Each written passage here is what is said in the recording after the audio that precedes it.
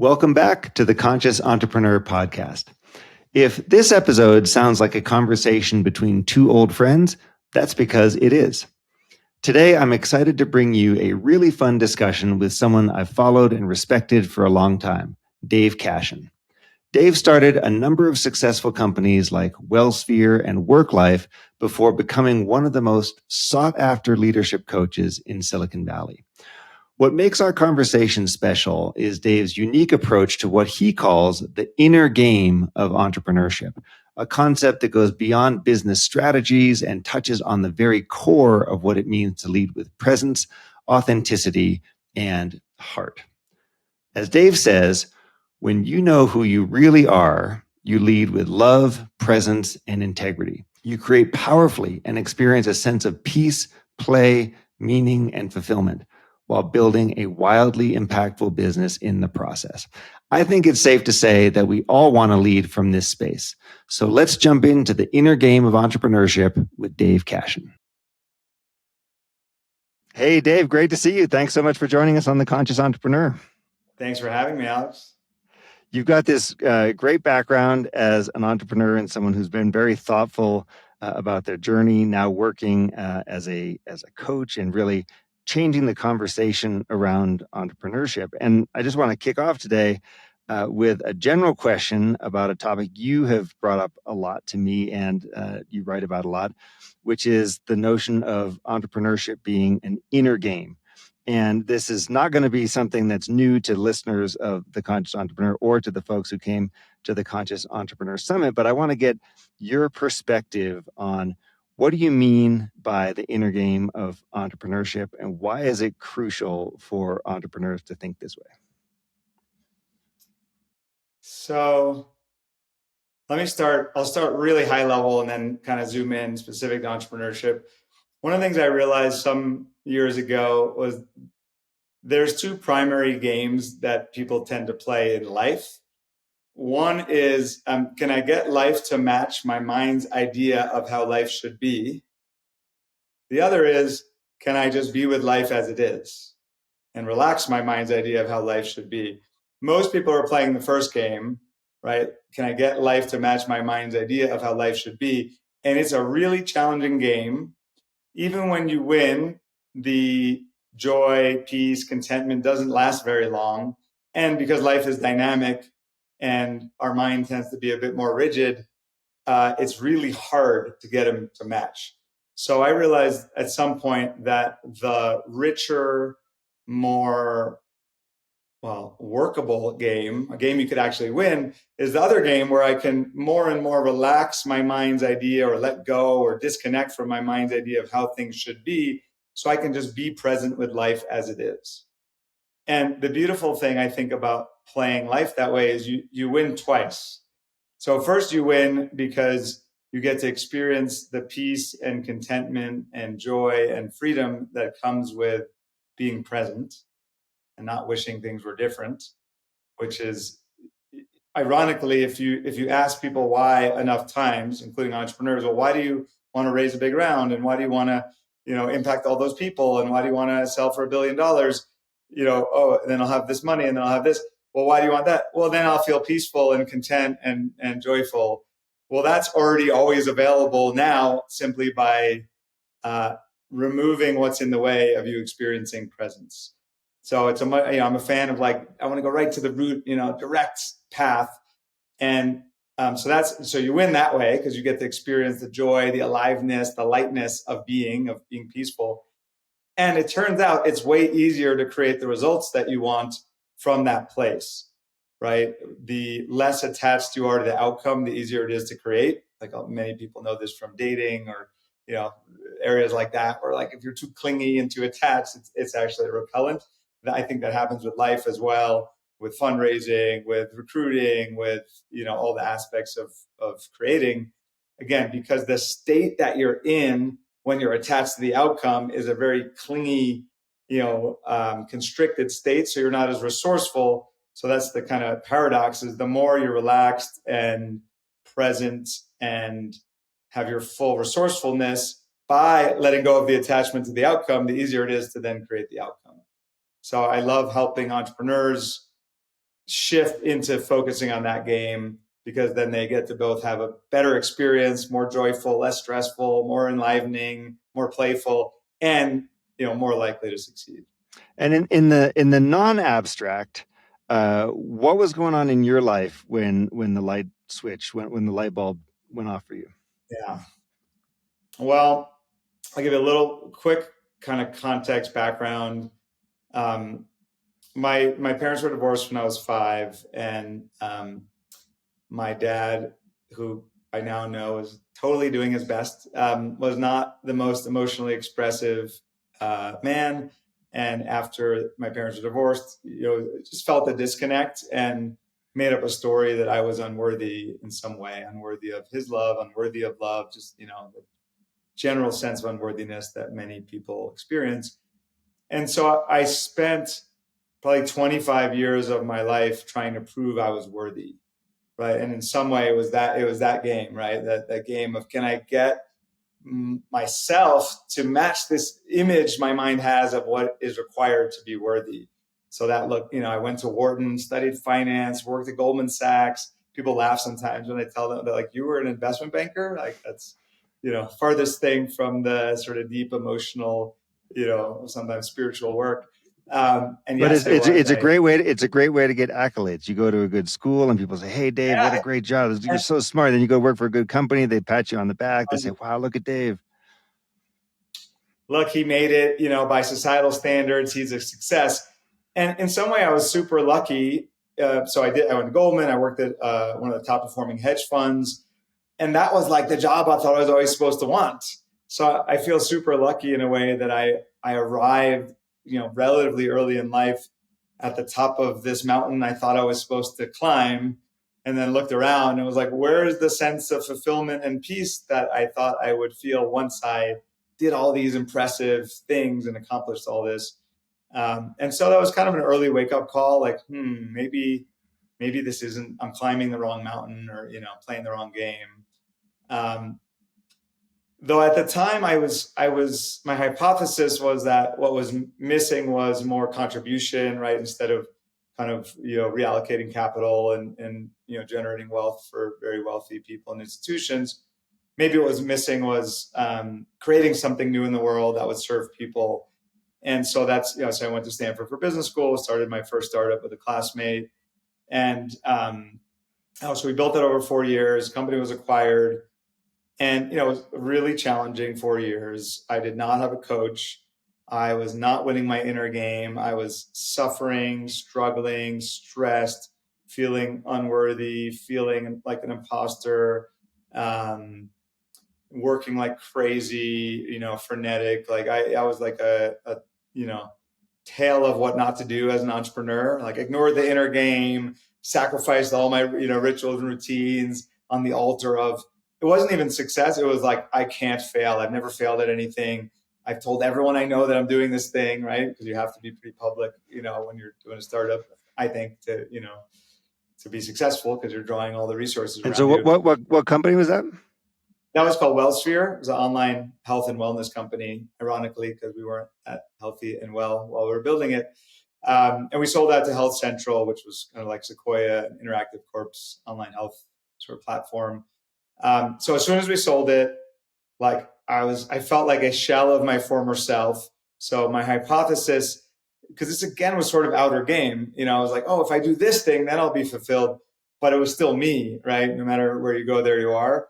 And so for the first time in my life, after we were acquired, I felt like, okay, at least, check the box. I did the thing, I didn't fail. So now I can have a little space, mental space. I hired a coach for myself for the first time. So this was 2009. And he encouraged me to go to a personal transformation, kind of weekend seminar, where I learned what I shared with you earlier. Oh, what happened was my parents were divorced. The thing around my dad, the story I made up was I was unworthy. I made up the story. I could let it go. And if I let go of that story, that created the possibility of living an authentic life. And that was a real breakthrough for me. And I recognized that what I really love is supporting human beings to thrive and be their best selves and transcend their limiting beliefs. And wake up to the truth of who they are. And maybe I didn't have those words at the time, but I sort of played like psychologist to my mom growing up. I loved my psych classes, but I had to do all the econ and statistics and finance and all that stuff. Because in some way, I think I viewed psychology, therapy, coaching, those are less than, right? Those aren't the prestigious, careers like finance and investing and even, being an entrepreneur. So I really had to let go of needing to prove myself to give myself the freedom to do what felt like my authentic calling. And I enrolled in a coach's training program. And from the first weekend, I was like, oh my God, like these are my people. This is what I'm here to do. And that was 15 years ago and sort of never looked back. Well, I ended up I love the quitting. I love the framing about the two, the inner and the outer, and we all get sucked into the outer. And by the way, like 90+% of entrepreneurs, that's all we focus on is the outer stuff, right? I want to raise money, hire people, get sales, get revenue, do this, do that, because then something great's going to happen in my life. And this is, what you're talking about is the if-then thinking. So like Sri Kumar Rao, who who's been on the podcast. He would say this is if-then thinking, and this is us making up a mental model of like what we want our life to look like, as you're saying, and then basically saying what conditions do I need to stuff in here in order to get what I think I want versus what do I actually want. And I just want to share and reflect back, and then we'll move on. But I just want to share and reflect back. Like for me, it's been understanding what are the motivations. Can I be happy and content and peaceful with wherever I am right now? And the other thing that was really interesting for me is, and I phrased it like this at the Conscious Entrepreneur Summit in June when we all got together in Boulder. I said, one of the things that I wish I had known before becoming an entrepreneur is that the inner game is an infinite game, right? So the difference between the finite games and infinite games. Infinite game, you just play for the joy of playing. It doesn't have a winner. It doesn't have a time box. Doesn't have anything like that. And for me, the more that I do this and the more that I learn and the more concepts I'm introduced to and the more cool people I get to talk to on the podcast, I'm like, wow, there's so much more to this. It's like, hey, there's something beyond that, and then and beyond that, and beyond that. And frankly, I love that part of the inner exploration. Hmm. Yeah, there's so many threads opening in my mind as I hear you talking. One is I've heard myself say to a few clients, if you can't be happy now, you won't be happy then, but you can be happy now. Right. To your point, like someday maybe versus like the at the deepest level, I think it's always already here. Right. Like the peace, the joy, the fulfillment, it's just clouded by layers of constructs, ideas, beliefs, thoughts that get in the way of us noticing that. So in a way, I hope people hear that as a relief. It's not like yet another thing you have to attain and gain and strive for and get to. It's actually much simpler than that. It's already here. You just have to remove what's in the way. And so for an entrepreneur who's listening to this, or they've come across your work, or they've come across Conscious Entrepreneur, and they're sitting there saying, there's something about this that resonates. I don't know where to start, but I feel energized by these words. I feel energized by these ideas. What are the tools or techniques? What's the first base to get to, if you will, on this journey? Because it can seem like a lot, right? And sometimes we're out there throwing around these big words and it's like, oh man, I'm never going to get there. I'm not going to go do, people might say, I'm not going to go do a 10-day silent Vipassana meditation. I'm not going to go do a week-long such and such thing, right? Like, what are the ways that we can get started and start to feel differently? Yeah. So let me share a few. One of the first things I say to clients, I ask clients, how do you know when you're thinking? And they usually fumble a little bit because it's an unexplored topic for most people.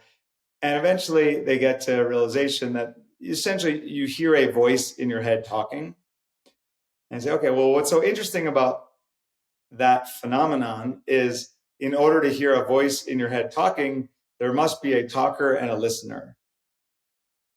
So just that distinction, most people spend most of their lives identified as the talker. And when you start to identify as the listener instead, you gain a lot of freedom and choice. right? Because some thoughts the mind generates are useful, most are negative and not. And if you were walking down, some street at night and some drunk college kid says, "You're the worst," or something like it. It's so obvious you could just ignore that voice. But when the voice appears to emanate from inside your own mind and sounds a lot like you, or worse, you're identified as it, it's not as clear that you can just ignore it. So that's usually step one, is just can you just get a little bit of like light between you and that voice? A little bit of this, disconnect, so you don't think that's you and you spend your whole day engaged with it, listening. I sometimes use the metaphor of like fishermen. Imagine you're this happy little fish swimming along in the present, and your mind is this like talented fisherman, and it knows just what bait to use, right? Oh, you screwed that up. Oh, what if this happens? And so your job as the fish is like, can you just swim around the bait? Or if you notice you got hooked, can you just unhook back? So that's like often just step one. You don't need to necessarily even meditate. Like, in fact, I know lots of people who meditate for 15, 20, 40, 60 minutes in the morning, but then they go to work and they're just triggered just like always. So like, I think there's an interesting distinction we could make about like the morning meditation versus living meditation. I'm a big fan of kind of turning your startup into like your dojo for presence, right? Make it this living meditation of just noticing, oh, what are my thoughts? Like the heart pumps blood, the mind pumps thoughts. That's how I think about it. What thoughts are my mind pumping? So that's step one, is just detachment from thoughts. You're not your thoughts. You're the one noticing them. And then there's a specific flavor of it. If I had to get like 80-20, if you really look, most of the time, most people are focused on the future they don't want, especially entrepreneurs, which is kind of crazy if you think about it. Like this human imagination is maybe the most exquisite, creation that the universe has ever, generated, evolved to. And then we use this tool of the imagination to imagine the future we don't want to have happen, right? And not consciously. Most people, yes, it could be useful to go spend an hour or two doing scenario planning, but that's not what most people are doing. Most people's minds are just drifting. So that's the other, just like 80-20. Like, can you just catch your mind focusing on the future you don't want and instead shift to the future you do want? And you used the term motivation earlier, and I wrote a post on Medium called "Founders, It Doesn't Have to Be This Hard." And the point that I made is that most founders motivate themselves from tension that is created by either lack or fear, right? So we kind of sense like tension is a powerful motivator. Tension by its nature seeks to be resolved. So we either say to ourselves, this isn't okay. Like, I'm not where I should be, or we're not where we should be, right? I'm not where I should be. I should be smarter. I should be further along. I should be more confident, right? I should be in a better fitness routine. I should, or my startup's not where it should be. We should have already raised capital, right? It's this irony is like entrepreneurs are dreamers. So we're great at like dreaming up some future, but then we collapse the desired future into the present and wish we were already there, and just create suffering for ourselves and drain our energy. Well, lack and fear are such dominant thoughts and emotions for entrepreneurs, because, yeah, and part of it, by the way, is like literally how it's framed to us. So the lack is, we're under resourced from the beginning. We're going up against Goliaths in our industry, or we're changing a paradigm, or whatever it is that we're doing. So there's already this sense of like, hey, we're punching above our weight. And then the fear is, what if it doesn't work out? What if I don't this? What if I don't that? All these stories that we equate. And for me, the way that I've overcome, so first of all, disclaimer, I've not overcome these. The way that I deal with these when they arise sometimes is I say, especially the fear one, is if I can zoom out a little bit and recognize that whatever I'm doing is just what I'm doing today, or this week, or this month, or this year. It's not my life. It's not Alex Raymond. It's not my entire existence. It's just simply something that I'm doing today. Then I can see through a longer time horizon and think, okay, it might work, it might not work, it might this, it might that, but I no longer see it as so existential. That's at least how I deal with that particular one.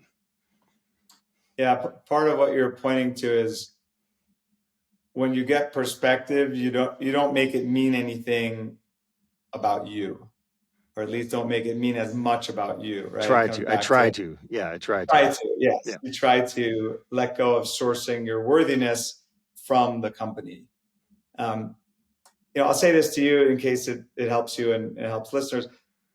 I often say to clients or have clients like, imagine a child being born, right, coming into the world. Is that child worthy? Yes. Of course, right? We Everyone's intuitively going to know say that. yes. Yeah. Everyone's going to say yes. What the heck have they accomplished? They just like poop and cry, right? So how could they be worthy? They haven't accomplished anything. And I find that is sometimes a useful way, and it's like, well, were you once a little baby? Of course, right? We all were. Were you worthy when you were born? Of course you were, always have been, always will be. It's just the mind and the mental construct of self that has these questions of worthiness. Like I think, we're human beings, not human doings. Human beings are inherently worthy. And again, it's more of a releasing than a gaining. If I can let go of the story that I'm unworthy or that my worthiness depends on my success or my startup's success, I gain a lot of freedom. And then again, paradoxically, it's easier to succeed. Let's jump into what I know is another really meaningful tool for you, which is conscious leadership. Now, it might be helpful actually to give our listeners a bit of a background on this because we have not done a deep dive on conscious leadership on this podcast. I need to go find Diana or Jim and get them on the podcast, but they have not yet been here. But tell us about the framework, because I know you studied it a lot. Tell us about the framework, the tools, the commitments themselves, and how you tend to approach this. Yeah, first, just deep bow of gratitude to Diana and Jim for what they created and their mentorship. So much of what I say is just parroting or things that I learned from them, through my work with them. So just want to give them their due appreciation and credit. They wrote a book along with Kelly Warner called The 15 Commitments of Conscious Leadership. So that's kind of the manual, the overview. So I typically explain it. Oh, and just background wise, that I don't know if people are familiar with I'm not just the hair club president. I'm also a client. So I spent 5 years as a student, a participant in a monthly forum led by Diana. So that, I was exposed to it before then, but that 5-year journey on the receiving end of coaching and the framework, was so profound for me in my life that, through that journey, prior to that, it was one of the many tools in my toolkit, and of course still is, but it became much more central as I just saw firsthand how powerful and effective it was. So let me explain. And then, I joined the Conscious Leadership Group for a long time, and I'm no longer officially part of the group, but beloved friends and mentors. So let me explain the concept by giving two distinctions. The first is, actually, I'm going to back up just for one step because I think it's useful to distinguish the word distinction. So if I open up the engine of my car, I open up the hood of my car and see the engine, I just see a big blob of engine. I have no power over it. If a trained mechanic opens up the hood of a car, they see all these distinctions, therefore they have power. So I think these are some of the most important distinctions to being a powerful human. So distinction one is context versus content. So if your life is a movie, what's on the screen is the content. What's the lens through which you're experiencing it is the context. Right? So what's on the screen is the content. The lens through which you're experiencing it is the context. And that alone is a pretty important, this is essentially speaks to the inner game versus outer game concept, right? Context is decisive. Context determines how you see reality, what you perceive, how you're experiencing it, what resources are available. So most people just try to play the outer game and change the conditions and the content of their lives. We're just infatuated with content. Context is transformational. So if we double click on context, we'll draw a further distinction between two states of beings that humans tend to operate from most of the time. So imagine a horizontal line as a way to just demarcate these two states of being. So we can now refer to them as above the line and below the line. So when we're below the line, we're in a state of threat. People describe it as victim consciousness, right? We see life as happening to us. We feel constricted, right? We're kind of bracing against what's happening because we perceive it as threatening. We get defensive, we get righteous. We want to blame sometimes ourselves, sometimes the world, sometimes other people for our experience, right? It's like, there's something wrong here. Who's to blame, right? And I'm right about it. And we get essentially identified as our ego, and back to like we source our worthiness from our achievements, from being right. So what I love about that distinction, and I'll explain above the line by contrast, is what I have found is that most of the issues that human beings have, that leaders have, and that entrepreneurs have are really just symptoms of being below the line. Because when we're below the line, all of our default, conditioned, automatic survival patterns kick in.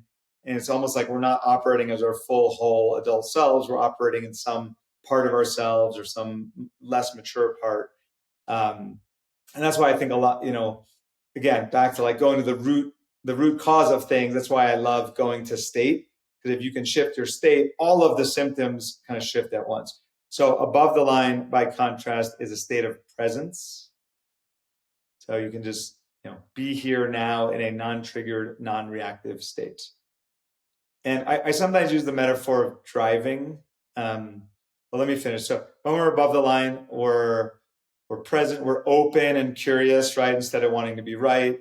The shift from below the line to above the line generally involves taking responsibility for that which you previously have not, right? So, because if you think of above the line as creator consciousness and below the line as victim consciousness, when you step into creatorship, when you see yourself as the creator of what's occurring, you actually feel empowered and you can come into presence. When you see it as you're a victim and you're in threat, well, that now you're disempowered and you're reactive. Well, this simple tool of the horizontal line, like you're describing, above the line or below the line, in the book and in their work. And by the way, so we should say this is Jim Dethmer and Diana Chapman, and they're with the Conscious Leadership Group. We should just name that out. But what they do, they talk a lot about, you can investigate at any point during the day, where am I? And you can say, I'm either above or below.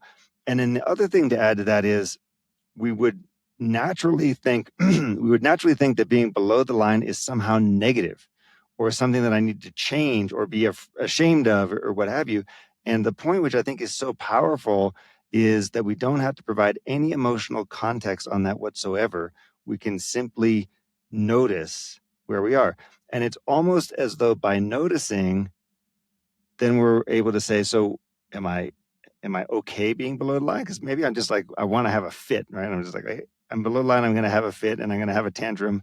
So be it. But most often it'll be, okay, I'm below the line. I'm feeling fearful or anxious or burned out or whatever, the overwhelmed, whatever all the many things may be. Okay, do I have some type of facility to do something about this? And so that's one of the things that I really love about that. And I just wanted to clarify for everyone, because we're looking for, quick things that I can do. And even though this sounds so simple, above the line, below the line, there's so much power to it. I agree. One of my favorite quotes is by Carl Jung. He says, "Until you make the unconscious conscious, it will direct your life and you will call it fate." So to your point about noticing, awareness gives you choice, right? When you're not aware, that's what I love about this model. That's what I love about introducing it to people. It's like, most people are like fish in water. What the heck is water, right? So if you're below the line, but you don't know the distinction, you're just like, well, of course I feel this way because of the traffic, or because my startup had a setback or a churn, right? So it just feels like our well-being is at the effect of our conditions. And we're not aware that there's another possibility, another way of being. So just having that distinction, again, back to the power of distinction, is powerful. And to your point, they jokingly say it's all about like real estate, location, location, location. Right? At any given moment, can you locate yourself above or below the line? So, you asked about like starting points. The next thing I do after going through sort of, looking at some thought patterns and helping to get space, from your thoughts, is help clients discern for themselves. How do you know when you're below the line? And get clear about that, right? I can usually feel in my body constriction. I want to be right about something. I'm defensive. I'm reactive. I'm blaming. One simple way is just, is there anything about my experience of life that I'm wishing was different? Right? At the simplest, we might just say, you're below the line if you're resisting something or attached to something. Right? It's almost like a Buddhist notion of clinging, right? Resistance and attraction and aversion, right, is the source of all suffering. It's the source of being below the line. So, and then, okay, if you now start to develop the capacity to distinguish in any given moment, where am I? The next step is building the muscle of awareness, that, as you alluded to, Alex, to just ask the question. So, the Conscious Leadership Group recommends, I typically have my clients download some kind of notification, like intentional notification app. Like there's one called Mind Jogger on iPhone, randomly remind me on Android. And literally I have it say 4, 5, 6 times a day, where am I ? Or above or below ? And then so for the first couple of weeks, clients will just have this thing pop up on their phone, and they're literally building the mental habit of asking the question, where am I? Right? Again, content is so captivating. We just get drawn into the content. I was talking to a client earlier today. I said, it's almost like wearing 3D glasses. So you can start to see this other dimension of reality called context. And as a leader, when you can start to see that, you're much more powerful. Because if you try to have a content conversation, a decision-making conversation from below the line, you're going to end up in drama, because you're actually going to be it's going to be like two egos arguing about who's right and wanting to be right, instead of genuinely curious and open and finding the best solution. So what else is there besides the line? We're doing the conscious leadership kind of primer here. Yeah, great. So the line is kind of the core distinction. And, I always say to clients, I'll walk you through in a moment the 15 commitments of conscious leadership.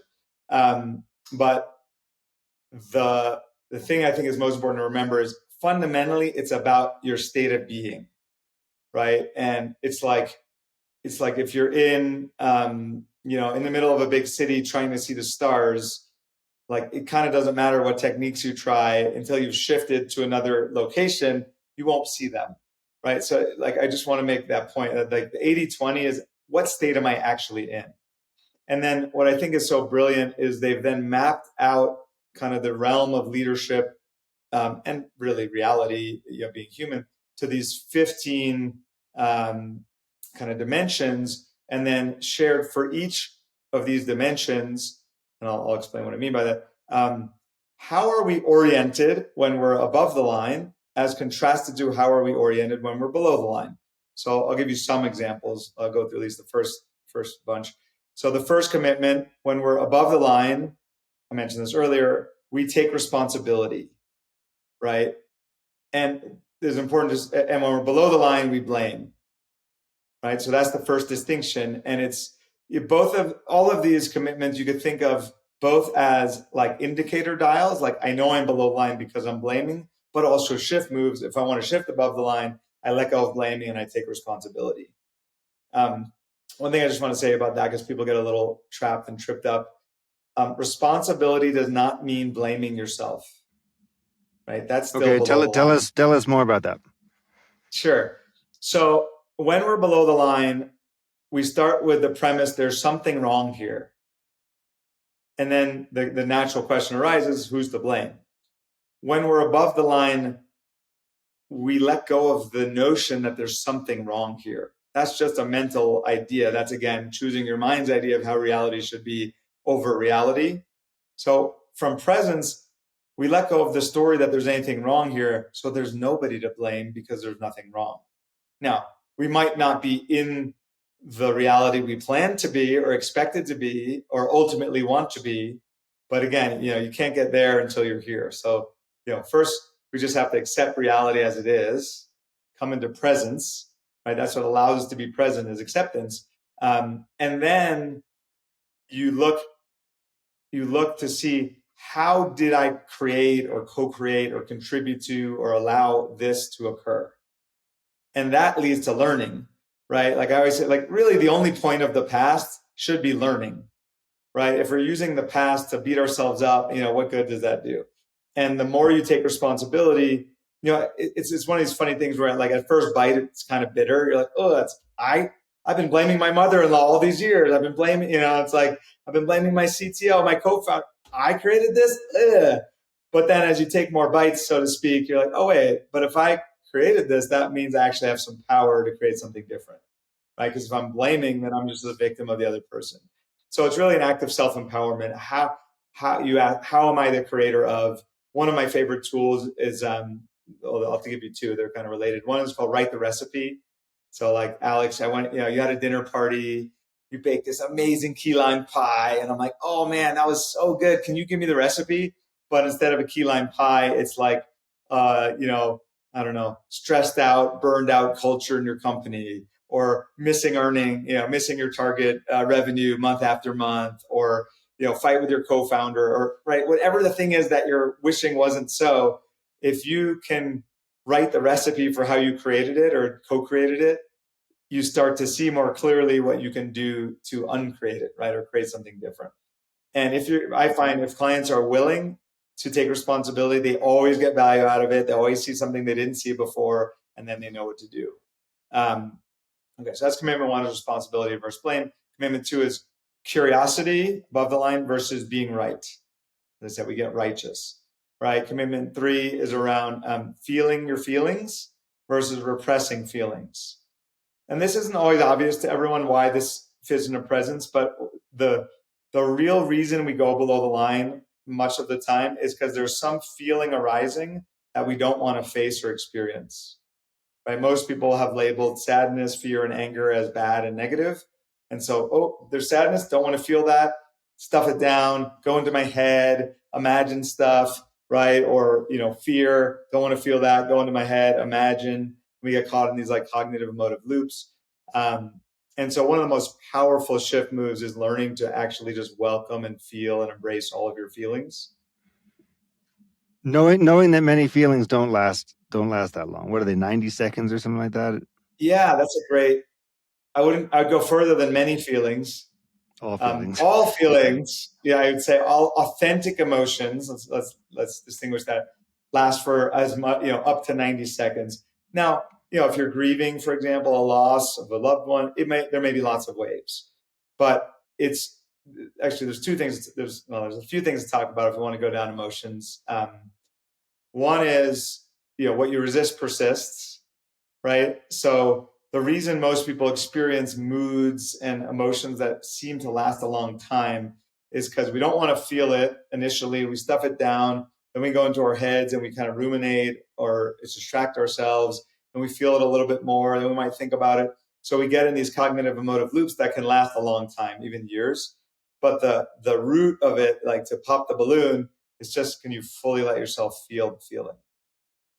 And that's such a powerful experience. And the other thing, I learned this from Joe Hudson, who's I think a wonderful coach, is an emotion plus resistance is a fundamentally different experience than the emotion without resistance. But because most people label fear, anger, and sadness as negative and bad, they've never experienced them without resistance. And so their visceral experiences, those are painful emotions. They're not painful. It's actually the resistance that's painful, but it's like a self-fulfilling cycle, because if you think they're painful and you resist them, you get to be right, which is so often the case with these phenomena.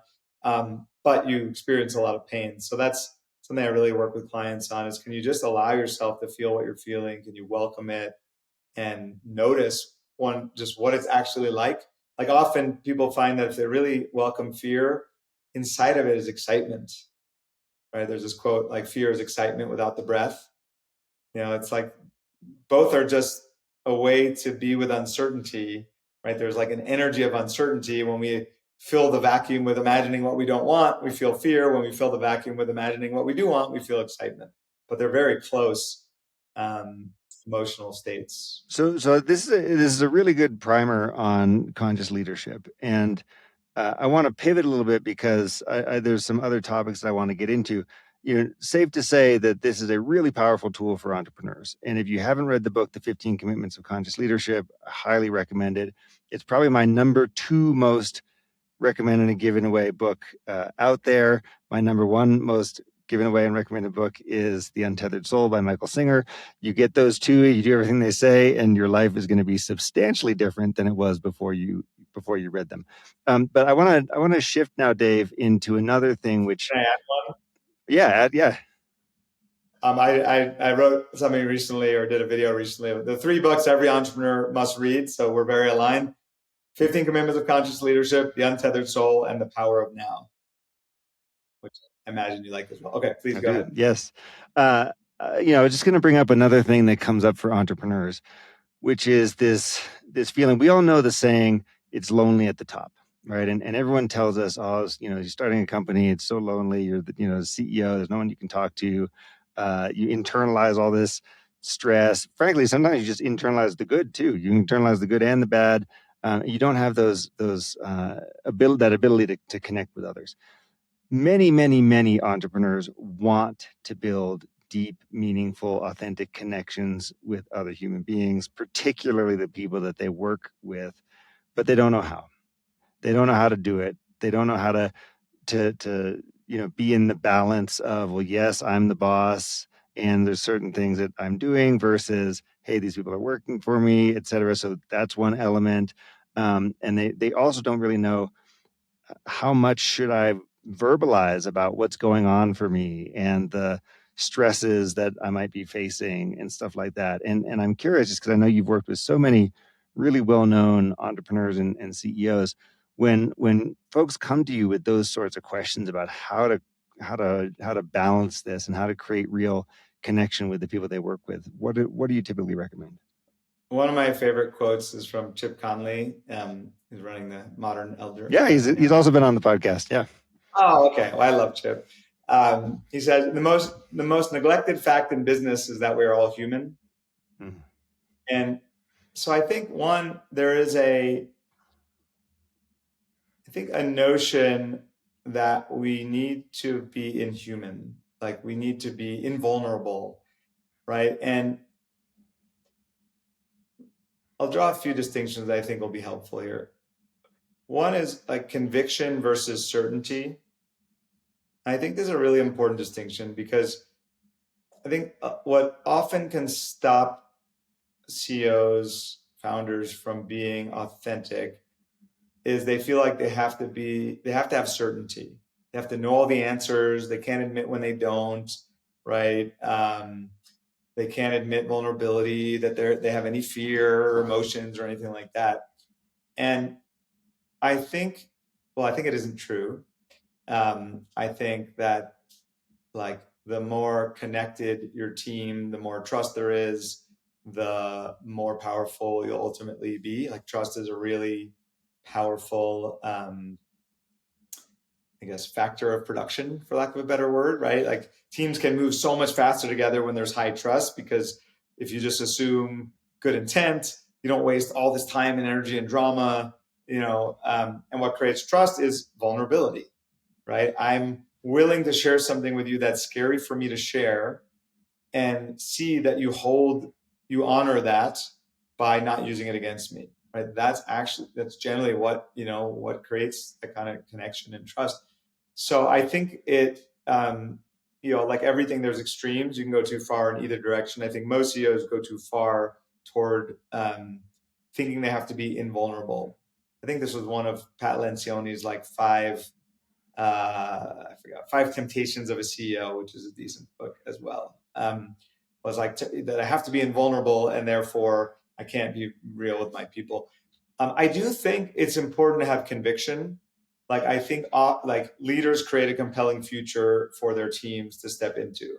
So I don't want to step over that, because I think to be a powerful leader, you're the holder of the vision, right? And the more conviction you have, again, many of these things are self-fulfilling. I believe the most successful entrepreneurs are the ones with the most conviction. But if you feel like you have to pretend certainty, I know we're going to get there, I know how we're going to get there, when you don't have it, people smell that, right? Of course, you can't have certainty about the future. It actually ends up being off-putting. Whereas if you're like, guys, I don't know all the answers. I believe in us. I believe we're going to get there. I see us getting there. Like that's, I think, the most compelling way to be as a leader. And that invites vulnerability. I'm scared too. Of course I get scared sometimes. And I know we have what it takes to get there.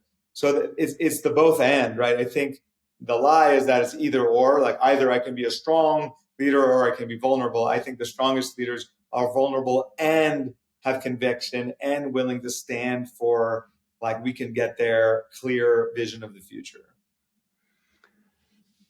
Awesome. Yeah, totally agree. And by the way, every time I've done that, then that's how people respond, right? And you're like, oh, good, okay, this works. And building trust and showing that I'm human, lo and behold, it gets reflected back to me, and that winds up being something very, very positive.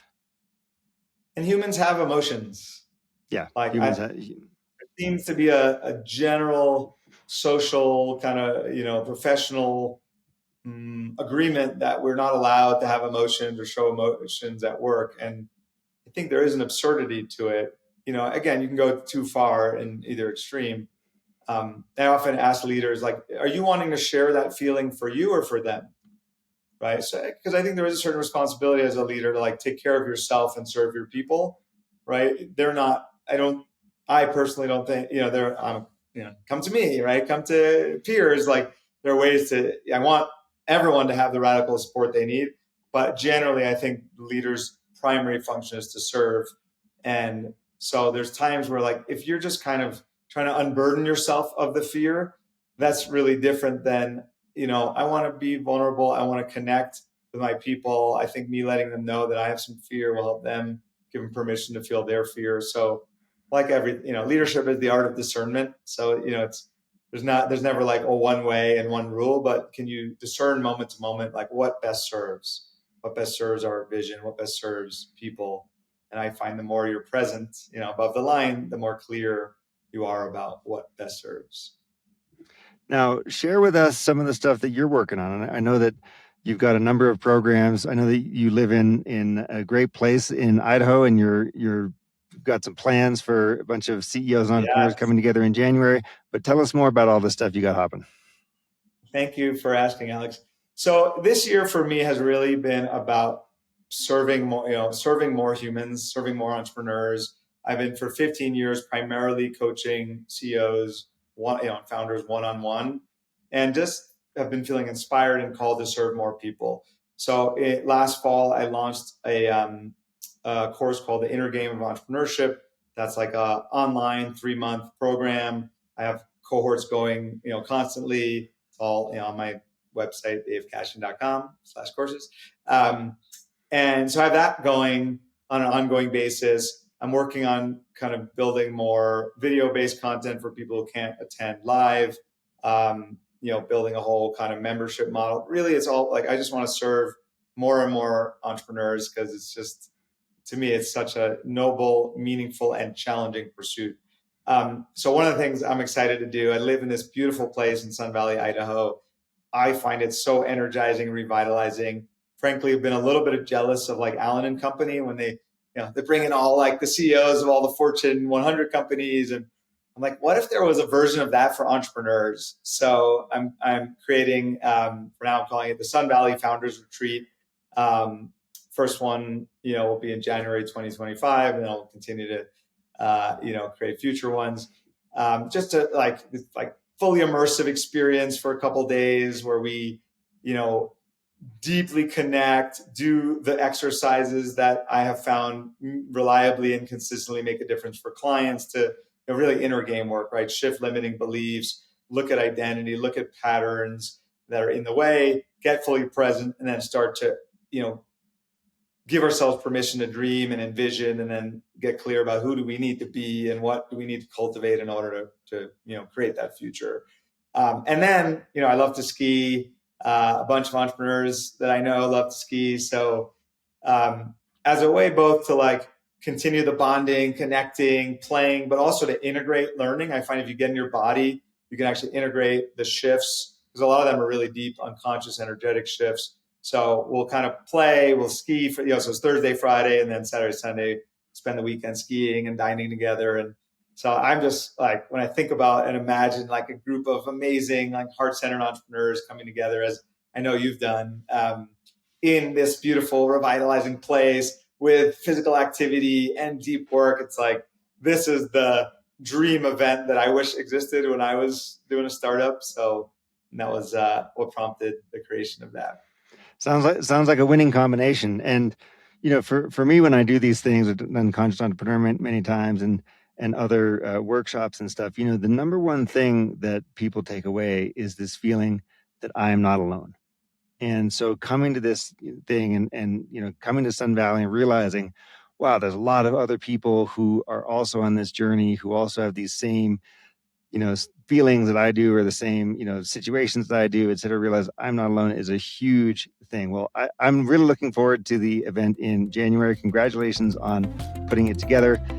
Thanks so much for joining us here today for this really deep look at conscious leadership and all these other tools. And for sure, we're going to have to continue this conversation in a follow-up episode. But Dave Kashen, thanks so much for joining us today. Thank you so much, Alex. It was a joy to be here.